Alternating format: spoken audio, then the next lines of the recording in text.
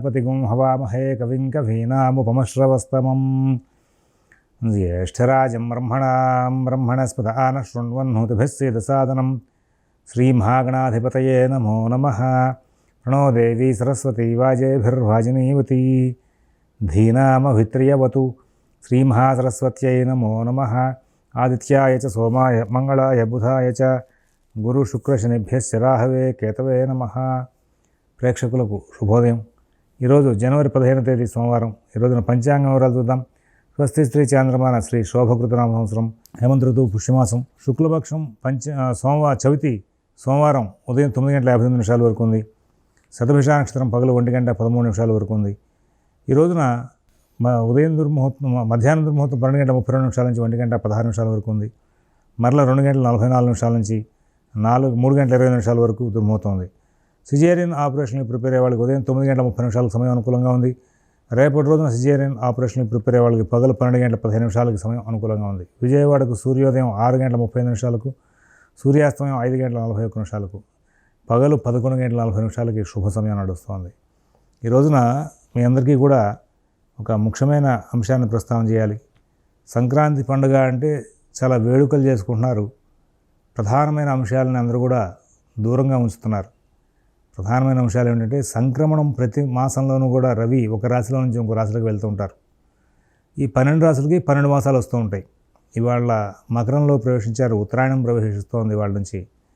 రేపటి నుంచి మనం రోజువారీ పూజా కార్యక్రమాల్లో సంక్రమణం అయిపోయిన కారణంగా ఉత్తరాయణే అని చెప్పుకుంటాం. సరే, ఇక్కడ మరొక ముఖ్య విషయం ఏంటంటే ఈ రోజున పండుగ పిండి వంటలు చేసుకోవడం, అభ్యంగన స్నానాలు చేయడం, ఇవన్నీ కూడా ఒక తీరు. ఇల్లు వాకిళ్ళు శుభ్రం చేసి బూజులు దులిపేసి మామిడి తోరణాలు కట్టి మొత్తం అంతా కూడా చాలా చక్కగా అన్ని ఏర్పాట్లు చేసుకోవడం అది. కానీ ఈ రోజున మరొక ముఖ్యమైన అంశం ఏంటంటే తండ్రి లేని వాళ్ళు వాళ్ళ పితృవర్గాన్ని మొత్తాన్ని కూడా ఉద్దేశించి తర్పణాలు వదలాలి. ప్రధానంగా ఇది ఈ తర్పణాలు వదలడం మూలంగా పైతరాల్లో ఉన్నటువంటి తండ్రి, తాత, ముత్తాత వీళ్ళందరికీ కూడా వాళ్ళని ఉద్దేశించి మనం తర్పణాలు వదులుతున్న కారణంగా వాళ్ళు సంతుష్టులు అవుతారు. మాకు పితృశాపం ఉందేమో అని కంగారు పడుతూ ఉంటారంతా కూడా. ఈ తర్పణాలు అమావాస్య నాడు, సంక్రమణ నాడు వదులుతూ ఉంటే పితృశాపాలు ఉండవు.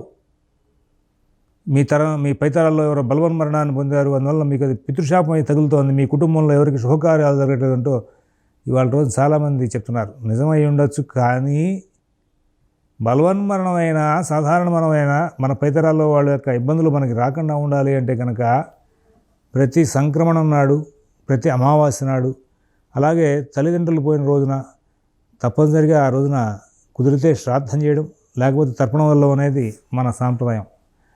ఆ చక్కగా కాసిన నువ్వులు నీళ్లు 5 నిమిషాల కార్యక్రమం నిత్యకర్మానుష్ఠానం పూర్తయిన తర్వాత అది చేయడం మూలంగా పితృదేవతలు అనుగ్రహిస్తారు. ఎటువంటి ఇబ్బందులు లేకుండా మన కుటుంబాలు చక్కగా వెళ్ళిపోతాయి. ఆ చేయాల్సిన కార్యక్రమం లేకుండా పితృశాపం ఉంది, నువ్వు బలానా క్షేత్రానికి వెళ్ళి బలానా అర్చన చేయించుకో అని చెప్తున్నారు వాళ్ళు చెప్పేవాళ్ళు. పితృశాపం ఉందని చెప్పడం వరకు సరే ఉందేమో, నువ్వు గమనించావేమో, మాకు కనపడలేదు, నీకు కనపడింది చెప్పేవి అందరూ గొప్పే. కానీ పితృశాపానికి పితృ సంబంధమైన కార్యక్రమం చేయాలి. కానీ వెళ్ళి ఒక నదిలో స్నానం చేసి అక్కడ తర్పణం వదిలిరావయ్యా మీ నాన్నగారికి అంటే అదో విధానం వేరు. లేదు కాశీ వెళ్ళి తర్పణం పెట్టిరావయ్యా, పిండం పెట్టిరా మీ తాతగారికి మీ నాన్నగారికి అంటే అదో విధానం వేరు. కానీ పితృశాపానికి శాంతి మార్గాల కింద ఏవేవో చెప్పేస్తున్నారు. చాలా ఖర్చు తక్కువ పని. మీ ఇళ్ళ దగ్గరే మీరే ఉండి ఒక పంతులు గారిని పిలిపించుకుని చక్కగా కాసిన నువ్వులు, కాసిన దర్భలు, కాసిన నీళ్లతో అయిపోయే కార్యక్రమం. దానికి భయపడిపోయి మీరు పితృశాపం అంటూ ఉందంటే ఇట్లాంటి శాంతులు తీసుకోవాలని భయపడుతుంటారు. ఇట్లాంటి సంక్రాంతి పండుగ లాంటి సంక్రమణాలు ప్రతి నెలలోనూ వస్తూ ఉంటాయి. దాన్ని సద్వినియోగం చేసుకోండి. ఇవాళ మరి కొత్త ధాన్యంతో పొంగల్ చేసుకుని వండుకోవడం, అందుకోసం ఈ పండగకి పొంగల్ అని కూడా వచ్చింది కదా. మరి సాయం వేళ చక్కగా దేవాలయాలకు వెళ్ళడం ఇవన్నీ కూడా ఆచారం. ఇక రేపటి రోజు కనుమ, మంగళవారం నాడు మరి పండగల నిమిత్తంగా పుట్టిళ్ళు, అత్తవారిళ్ళు చేరిన వాళ్ళందరూ కూడా మళ్ళీ వాళ్ళ ఉద్యోగాలు ఇచ్చే రిటర్న్ ప్రయాణం కనుమ నాడు మనం చేసే అలవాటు లేదు. కాబట్టి రేపటి రోజున ప్రయాణాలు కనుక ఎవరైనా పెట్టుకుంటే దయచేసి వాటిని క్యాన్సిల్ చేసుకోండి. కనుమ ప్రయాణం మంచిది కాదని చెప్పేసి చెప్తూ ఉంటారు. అందువలన ఈ కనుమ ప్రయాణాన్ని రేపటి రోజున క్యాన్సిల్ చేసుకొని మీరు ఆ తర్వాత వెళ్తే వెళ్ళండి, లేకపోతే ఎల్లుండి వెళ్ళండి, దానికి తగ్గట్టుగా వెళ్ళండి. ఇందులో సైంటిఫిక్ రీజన్స్ ప్రూవ్ చేయడాలు ఇట్లాంటివి ఉండవు. కనుమనాడు ప్రయాణం మీద అది ప్రయాణం చేసిన వాడికి ఇబ్బంది తెలుస్తుంది. ఆ ప్రయాణం చాలా స్లోగా సమస్యలను సృష్టిస్తుంది. కాబట్టి తొందరపడి కనుమనాడు ప్రయాణం చేయొద్దు. అందువల్ల ఇవాళే ప్రయాణం చేసి వెళ్ళండి, లేకపోతే ఎల్లుండి ప్రయాణం చేయండి. దాని తగ్గట్టుగా ఏర్పాటు చేసుకోండి. ఇంకా ఈ రోజు ఉన్నటువంటి గ్రహచారం ఆధారంగా 12 రాసుల యొక్క గోచార ఫలితాలు చూద్దాం. ఓం శివరామ గోవింద నారాయణ మహాదేవ. ఓం శివరామ గోవింద నారాయణ మహాదేవ. ఓం శివరామ గోవింద నారాయణ మహాదేవ. మేషరాశి.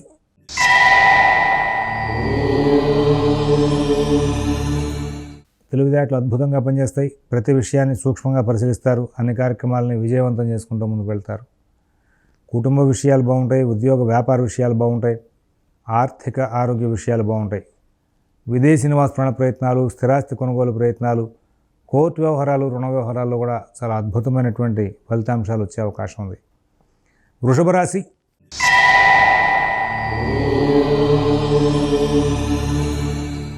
అన్ని పనులు కూడా వేగంగా సాగుతాయి. ప్రతి కార్యక్రమాన్ని విజయవంతం చేసుకుంటారు. ఎక్కడా ఎవరితోనూ కూడా మీరు మాట పడకుండా మీ జీవితాన్ని గడిపే అవకాశం వస్తుంది. నూతన ఉద్యోగ వ్యాపార విషయాల్లో సత్ఫలితాలు ఉంటాయి. ఆర్థిక ఆరోగ్య విషయాల్లో మంచి ఫలితాలు ఉంటాయి. మిథున రాశి.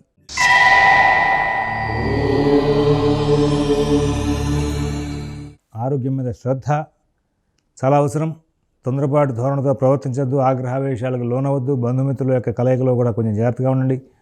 పుణ్యకార్యాలు, శుభకార్యాల నిమిత్తంగా చర్చలు చేస్తారు. కొన్నిసార్లు మీ బుద్ధి కుశలత పనిచేయకపోవడం, కొన్నిసార్లు మీ బుద్ధి కుశలతకి చక్కగా గౌరవ మర్యాదలు దక్కడం జరుగుతూ ఉంటాయి. అందువలన సుఖశాంతులతో ఉంటారు. కొన్ని సందర్భాల్లో కొంచెం ఏమరపాటుగా ఉంటే ఇబ్బందులు కూడా వచ్చే అవకాశం ఉంది. ఇది గమనించుకుని ప్రవర్తిస్తారని చెప్పి ఆశిస్తూ కర్కాటక రాశి.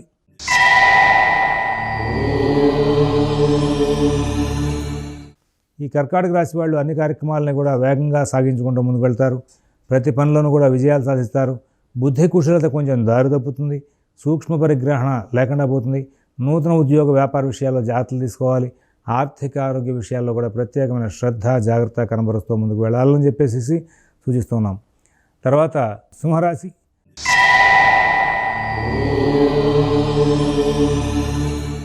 ఈ సింహరాశి వాళ్ళు ఇవాళ వాళ్ళ కార్యక్రమాలన్నింటినీ కూడా కొంచెం మందగమనంగా నడుపుతూ ఉంటారు. ఏ పని కూడా ఇన్ టైంలో చేయలేరు. మీరు బాధ్యతగా ఈ పని ఇప్పుడు చేస్తాను అని చెప్తే ఆ పని చేయలేకపోవడం, అవి కొంచెం దారి తప్పి మీకు కలహాలను తీసుకురావడం జరుగుతూ ఉంటాయి. కుటుంబ విషయాలు, ఉద్యోగ వ్యాపార విషయాలు, ఆర్థిక ఆరోగ్య విషయాల్లో కొంచెం ప్రత్యేకమైన శ్రద్ధ, జాగ్రత్త కనబరుస్తూ ముందుకు వెళ్లాల్సిన అవసరాలు ఎన్నైనా కనబడుతూ ఉన్నాయి. కన్యారాశి.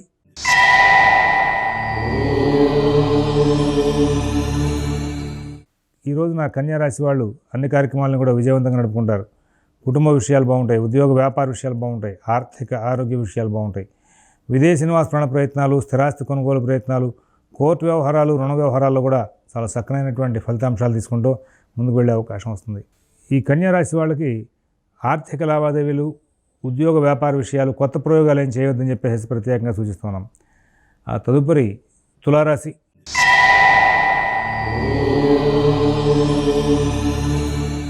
గ్రహచారం చాలా అద్భుతంగా ఉంది. పుణ్యకార్యాలు చేస్తారు. శుభకార్యాల నిమిత్తంగా ప్రయాణాలు చేస్తారు.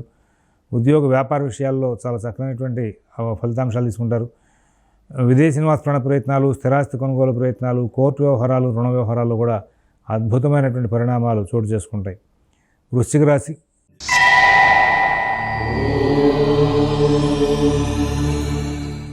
అన్ని కార్యక్రమాలను కూడా సానుకూలం చేసుకోవాలనేటువంటి ధోరణితో ముందుకు వెళ్తారు. మీరు చాలా తెలివిగా ప్రవర్తిస్తారు. చాలా ఓర్పుగా ఉంటారు. అందరితోనూ స్నేహపూర్వకంగా సంచారం చేస్తారు. కుటుంబ విషయాలు చాలా బాగుంటాయి. ఉద్యోగ వ్యాపార విషయాలు చాలా బాగుంటాయి. ఆర్థిక ఆరోగ్య విషయాలు చాలా బాగుంటాయి. విదేశీ నివాస ప్రాణ ప్రయత్నాలు, స్థిరాస్తి కొనుగోలు ప్రయత్నాలు, కోర్టు వ్యవహారాలు, రుణ వ్యవహారాల్లో కూడా మీరు చాలా చక్కనైనటువంటి ఫలితాంశాలు తీసుకుంటూ ముందుకు వెళ్తారు. అన్ని కార్యక్రమాలు కూడా విజయవంతంగా నడిచే అవకాశం వస్తుంది. ధనురాశి.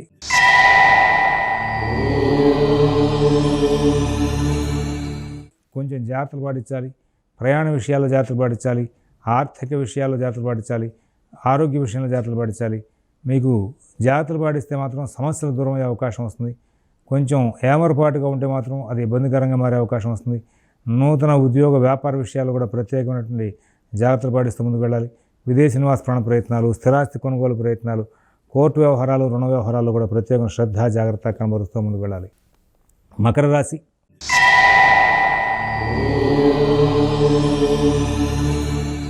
ఎవరి వ్యవహారాల్లోనూ ఎక్కువగా కలగజేసుకోవద్దు. మీ పనులు మీరు స్వయంగా చూసుకుంటూ ముందుకు వెళ్ళండి. నూతన ఉద్యోగ వ్యాపార విషయాల్లో ప్రత్యేకమైన శ్రద్ధ జాగ్రత్త కనబరుస్తూ ముందుకు వెళ్ళాలి.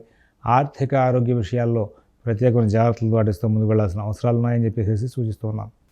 కుంభరాశి.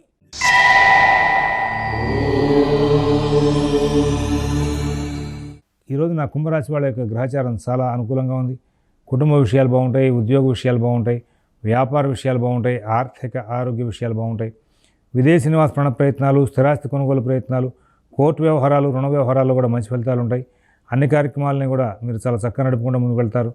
అన్ని విషయాలని కూడా మీరు చాలా సానుకూలం చేసుకుంటూ ముందుకు వెళ్తారు. విదేశీ నివాస ప్రయత్నాలు, స్థిరాస్తి కొనుగోలు ప్రయత్నాలు, కోర్టు వ్యవహారాలు, రుణ వ్యవహారాలు కూడా మంచి ఫలితాలు ఉంటాయి. మీనరాశి.